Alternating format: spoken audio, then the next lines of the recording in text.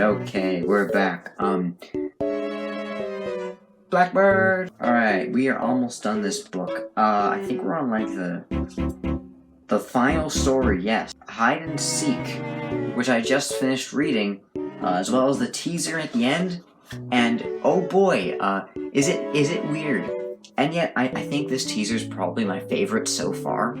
I mean, to be honest, like, it's just really good. I mean, it's weird, and it's, at this point, it's really starting to feel like more sci-fi than even, like, Sister Location and the other stuff that we've gotten that's been, like, really sci-fi.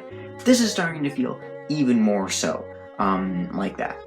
But before we get to that, you know, let's not get ahead of ourselves. Let's get to Hide and Seek. I just kind of wanted to mention that this epilogue is really good, and I can't wait to see where it goes. But okay, enough of that. Hide and Seek. The final story in Blackbird, and I'll be real, it's not my favorite. I do tend to kind of point out the problems I have with stories more than the good things I like about them. I tend to be a bit pessimistic when I'm talking about stories like that, and so I realize that in my past videos, maybe it sounds like I don't like any of these stories, because I do try and make an effort to point out the things that I think could be done better. As you know what, I think it could be improved. And so maybe when I say I don't like a story as much, it doesn't sound that meaningful. But this one, I just, I liked the other ones. I liked Blackbird. I liked The Real Jake. I had my own tiny problems with them, which I'm sure I pointed out, but I liked those stories. And this one has its good moments too. It's just not one that I like as much.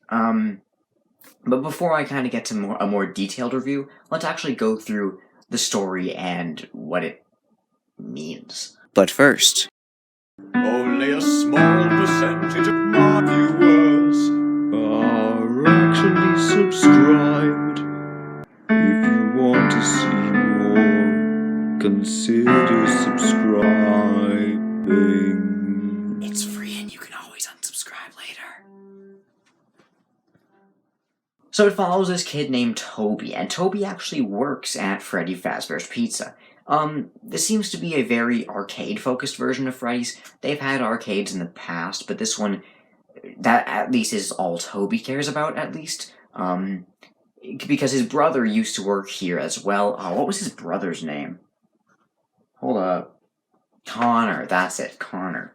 Yeah, so Toby, when his brother worked there, Connor, he basically got the high score in every single game at this place. All the games they have, he beat the high score, and Toby has sort of developed this complex of just, like, really, really wanting to beat him, because Connor loves to rub it in. He's awful, and so Toby wants to beat him. Toby wants to beat him at something, and so his whole goal at first in this story is just to beat him at a video game. Simple enough, right? And at this pizzeria, they've gotten a new game recently called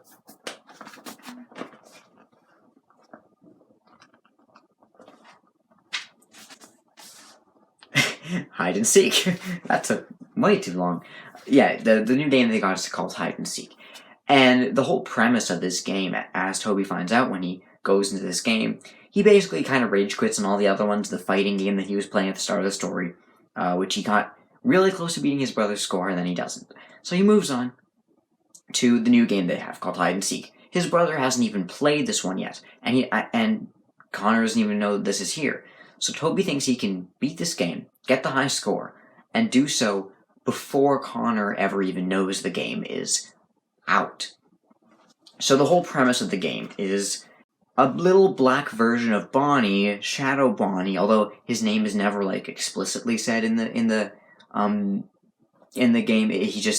He's a shadow, and he has rabbit ears. That's all they say about him. But it's Shadow Bonnie. He's hiding in this kind of. It's weird how the description is, because it's kind of hard to tell what they're trying to say. One of the problems I have with this story is it's not really descriptive enough in some parts that would be really helpful. But it seems like there's these cardboard cutouts of different places in this kind of almost entire room is dedicated to this game. And there's little props and stuff where Bonnie can hide behind. And so you have a 3-minute timer, and Bonnie will hide behind 3 places three little props. They seem to be really cheap, like cardboard cutouts almost, hanging on little posts on the wall. And the whole thing is you have to find where he's hidden before the 3 minutes run out. Really simple. Toby tries to beat this game. He even takes a break so he can cool off and kind of gather himself before he tries again. But when he goes back to the game and he tries it again, he gets upset. And he literally just tears apart the whole thing. He rips all the props off the walls and stuff. He just trashes the entire place. And then, well, obviously there's going to be consequences for that. And so, he blacks out. He never actually seems to get caught. He blacks out. Right after destroying the entire thing and realizing what he did, he blacks out. And he wakes up in a room. He's in a cold metal table which he's tied onto with a rope around his wrists, and he has no idea where he is. He just wakes up here. Then he feels what he thinks is a needle in his back pricking him, not like a medical needle, but a sewing needle. It feels like someone's sewing into him, maybe I don't know. It's never explained what's going on here. We have some theories, but I'm not quite... I'll get to that. Right now we're just doing the description. It isn't explained in the story, at least. And then he blacks out again and wakes up back home in his bed. And he doesn't question the whole experience at first. He does notice that there is seemingly a really dark shadow, kind of like that one, but it's darker, and it has rabbit ears on top. And so he notices this, but he just woke up, and so he thinks, oh, it must have all just been a bad dream, right? This is some weird dream, and so he goes back to sleep, wakes up again, and the shadow is still there, and immediately he starts to get concerned. It isn't like in some other stories and stuff, where it takes the protagonist super long to actually figure out, hey, something's a bit off here. No, right away he knows, okay, something's going on here. One interesting thing to note is here's when we meet Toby's dad. Some people have pointed out there might be some similarities here between this family and the Afton family. I'm not entirely sure. The mom apparently left. We don't know why. It's hinted at a couple times, but they never actually explain it. And the dad is described to have bloodshot eyes, and to just, when he comes home, watch sports. So, not much to go on there. But the story does make a point of showing you that Toby doesn't really fit in with the rest of his family. Connor and his dad have things they can bond over, like the sports, but Toby isn't really interested in that, and so he feels kind of left out, which kind of plays an important role in the story later. So Toby goes back to work, and he sees just the huge mess he made. He's still concerned about the shadow, but when he sees the mess, he's more concerned about that, obviously. His boss shows up, and he's asking him if he knows what's going on, and he says, he's gonna get the police involved, and now Toby is feeling guilty and very, very nervous that he's gonna be, found out. But still, he doesn't, deny, or he denies knowing anything, he plays dumb, and, he's a lot more nervous now of what could happen. And so Toby tries, once again, to get this shadow off of him, and it seems like the shadow could be, trying to symbolize his guilt for destroying the thing. Not sure. But he tries to get it off of him in all kinds of different ways. He tries to literally scrub it off of his back at one point. So, he's trying all kinds of things, trying to get it off in many different ways. And it's not working. He blacks out again for some reason, and then he wakes up and he has to go to school. There's a few parts of the story that don't seem like they really matter in the long run. They just kind of happen, like him constantly blacking out.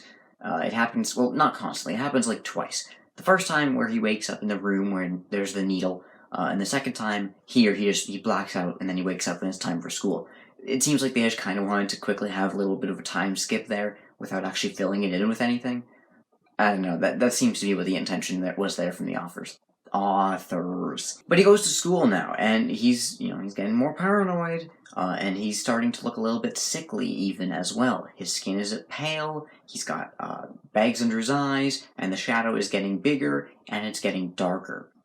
And so, he goes to school, and he really does not feel like doing anything.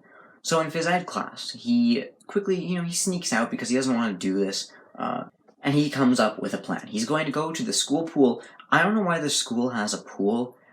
none of my schools have had a pool. Is that not normal? Is that a normal thing that schools have a pool? Can you guys let me know? Like, I did not know that was a thing. Is that a thing that happens? Do schools just have pools now? I wasn't aware. But he decides he's going to try and drown the shadow. And this is just, it's such a dumb thing for him to do. He ties a weight to himself. He puts on this, like, weighted vest thing, if I remember correctly, and he straps it on, and he goes into the pool, sinks to the bottom, waits until he can't hold his breath any longer, then he tries to undo the jacket, or the little thing, suit thing, and oh, looks like the little clip isn't working. He can't undo it. The weighted vest is still stuck on him, and he can't get it off. Who could have seen this coming? And so he's sitting there, unable to swim to the surface, drowning, until this girl from his class decides to show up and help him at the convenient right time. The girl who saves him's name is Tabitha. She doesn't play a huge role in the story, but she's probably one of the more important characters next to Toby himself. She thinks he was trying to hurt himself, which is understandable given how that must have looked. And no, the shadow obviously didn't disappear. It's still there. But for some reason, he feels like he can probably tell her about the shadow. There's one other guy who did see the shadow. No one else has seen it except for I believe it's one of his coworkers, Reggie. For some reason, come up with your theories on that, I guess. There's some weird other co-employee who recognized the shadow, and his name is Reggie, and no one else can see it. I don't know if that's important in the slightest, but he tells Tabitha about it, and she believes him. Good, I guess. So anyway, Tabitha tells Toby that she might be able to help him. She's going to try and hook him up with a counselor for some reason. I guess she still doesn't really believe him. And she tries to come up with some other things, but in the end, they go their separate ways for now, if I could speak. And a couple other things that happen that really just ramp up Toby's guilt. For one, a police officer comes to the door and, asks him a few questions because he thinks, okay, this kid might have been the one to do it. Which obviously he's right, but he leaves even though Toby says it seems like the police officer had his suspicions. He leaves, and Toby's fine, but the guilt is really setting in now, and the shadow's getting bigger. Again, maybe a parallel to his guilt. Then he asks his dad, who's watching sports again, because that's his only personality trait. He asks him why their mom left. No answer. And then Toby goes back to work, sees the game trying to be repaired. There's some IT guy there trying to repair it, who says it's still apparently in the middle of the last game that was played. And it says the last game that was played was by some guy named Toby. At least that's what the IT guy says, because he obviously doesn't know Toby's name. And so you'd think that maybe the owner of this place would check who played it last, and then maybe that would be a pretty good hint as to who broke the game. I don't know. But apparently he didn't really have his suspicions of Toby, even though Toby was literally the last guy to play. I don't know. But anyway, it says the game is still in the middle of it, and the game hasn't been completed. And Toby, after thinking this over for a bit, he realizes, okay, so I still have to beat the game, and then maybe this shadow will go away? And so that's what he tries to do. So then there's a little bit of a cool dream sequence, which feels a bit disconnected from the rest of the story, but there's a lot of things in this story that feel kind of disconnected. But it is a cool dream sequence of Toby in a police station for some reason, hiding from Shadow Bonnie. It's a pretty cool sequence. The police station might be a reference to that game, because the game he played, Hide and Seek, had a police station prop in it. But I don't know, it doesn't really mean anything in the end. The next scene, though, is where you really kind of start to notice that the dialogue in this story is just kind of bad. It doesn't feel like real people talking. At least, like, in the later scenes. The earlier bits are kind of better. And this is kind of a problem with a fair amount of Fazbear Frights stories, but in this one especially, it's just, the dialogue feels very robotic, very wooden. But basically, this is, like, more towards the end, and what happens is Toby is talking to Connor again. Connor notices that Toby's just looking really sickly at this point. And so Toby is just completely ignoring this because he doesn't want to tell Connor about it. He knows he'll think he's crazy. So all he says is, okay, I'm going to go beat this game, Connor. I'm going to beat this game. I'm going to have one over you. I'm going to have beaten you at something for once. And Connor just really doesn't care. And at this point, it's a bit confusing because Connor does act like he does care, but at the same time he says he doesn't. You know, he talks about how Toby has just kind of let this whole rivalry really go to his head, and it's all Toby thinks about now. And Toby realizes nothing. Toby doesn't think he's right. Toby doesn't admit that he's kind of obsessing over this whole sibling rivalry they have going on. He still wants to beat the game, and he doesn't care if Connor doesn't care anymore. Connor's just completely left at this point. He doesn't care anymore. He's realized kind of how pathetic this whole thing is, but Toby decides to go back. He decides to beat the game because it's all he cares about, and it is the weirdest thing. He's about to start the game. He's about to play it again and try and beat it. When he decides to commit suicide, he literally tries to kill himself, and he does. On one of the pegs where the props hung, he impales himself on it. And that's the end of the story. Yeah, I don't know what they were thinking with that ending. Regardless, that's hide and seek. The ending really takes away from the story. The dialogue takes away from the story. But other than that, I think it's decent. I think it has some really good moments, and I think it has a really neat concept as well. There's just a little bit of that execution that doesn't go the smoothest way possible. Theory-wise, I'm not sure if there's much here. Again, there's the parallels of Shadow Bonnie being maybe connected to guilt. There was, at that one scene where Toby gets the needle in his back, it's not really explained. It could be, I could see it being an experiment, possibly, that William could do on someone, but I'm not sure if even William could make a shadow appear behind someone and grow and have like a specific shape. That just doesn't seem like something he could do, even, you know, with how sci-fi this series has been getting.